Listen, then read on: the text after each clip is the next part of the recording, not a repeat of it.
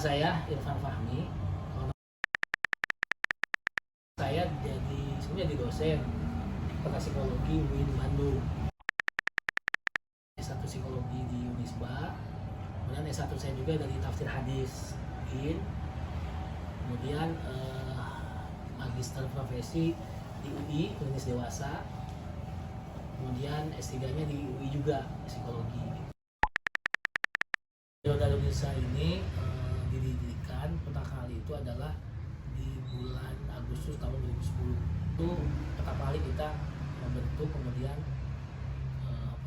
memastikan bahwa ini adalah ada biro.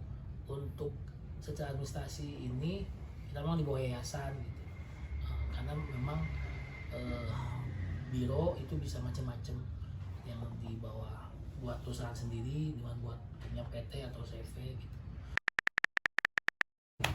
Jadi kalau keluarga ya secara langsung ya istri ngedukung lah, karena ini juga bagian dari memberdayakan orang gitu.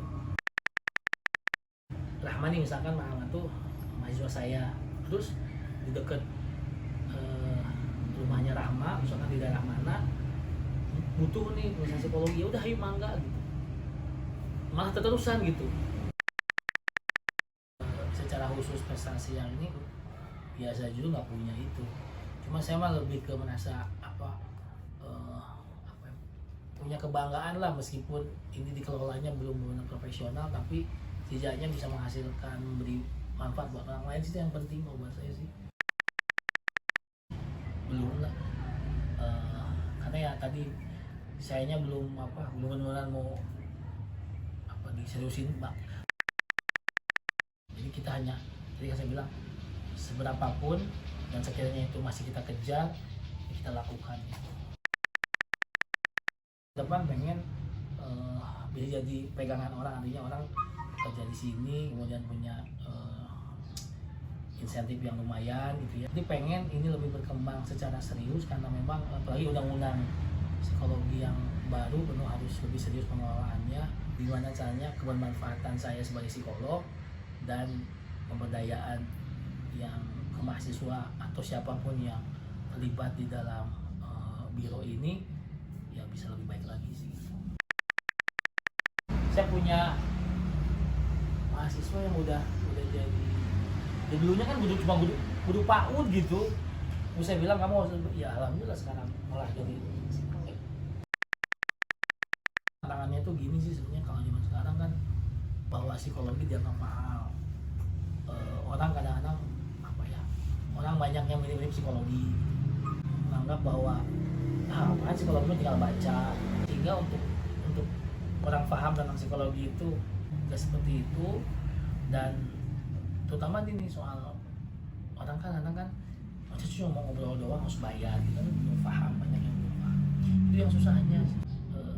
Tantangan kedepannya gimana orang-orang paham tentang dunia psikologi ini, dan mereka dengan sukarela tidak menawar tentang yang namanya layanan psikologi. Mudah-mudahan dengan ada undang-undang dan orang-orang mulai kemudian dinilai sebagai ya bisa ini. Cuma tantangan psikologi itu seberat ya undang-undang baru muncul gitu aja lah. Harapan saya sih sebenarnya bagaimana biro ini tetap dengan tujuan awal bisa eksis gitu ya, melayani masyarakat gitu ya, baik itu masyarakat yang katanya siapapun golongan masyarakatnya gitu bisa dipenuhi gitu. Yang kedua ya tentu saya ingin meningkatkan fasilitas yang ada, masuk ya tadi pengelolaan.